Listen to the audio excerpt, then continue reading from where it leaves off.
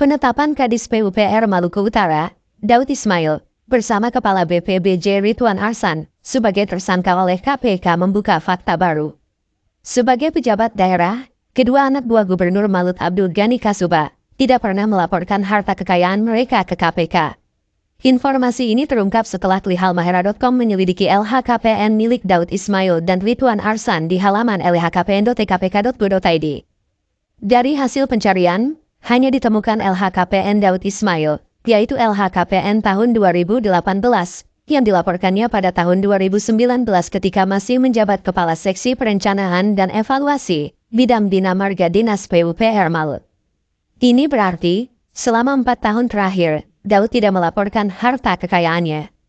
Di LHKPN tahun 2018, Daud Ismail melaporkan harta kekayaannya sebesar 300 juta rupiah. Terdiri dari tanah dan bangunan seluas 17 M2 per 15 M2 di Kota Tidore, Kepulauan. Tanah dan bangunan tersebut merupakan satu-satunya harta yang tercatat dalam LHKPN Daud Ismail, tanpa memiliki harta bergerak seperti kendaraan atau kas separakas. Daud Ismail, saat ini menjabat Kabid Bina Marga, diangkat sebagai PLT Kadis PUPR Malut pada Juni tahun 2023 menggantikan Saifuddin Juba. Ridwan Arsan dilantik sebagai Kepala BPBJ pada tanggal 12 Desember tahun 2023, 5 hari sebelum ditangkap KPK pada Senin tanggal 18 Desember tahun 2023.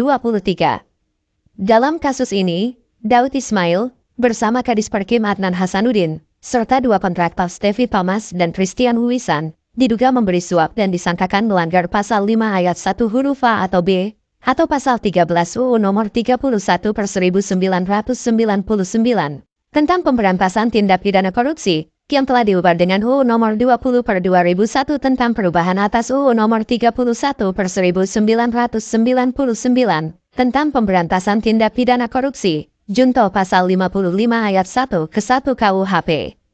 Sementara Ridwan Arsan, sebagai penerima suap bersama AGK dan Ramadan Ibrahim Ajudan, disangkakan melanggar pasal 12 huruf A atau pasal 11 UU nomor 31 per 1999, tentang pemberantasan tindak pidana korupsi, yang telah diubah dengan UU No 20 per 2001 tentang perubahan atas UU nomor 31 per 1999, tentang pemberantasan tindak pidana korupsi, junto pasal 55 ayat 1 ke 1 KUHP.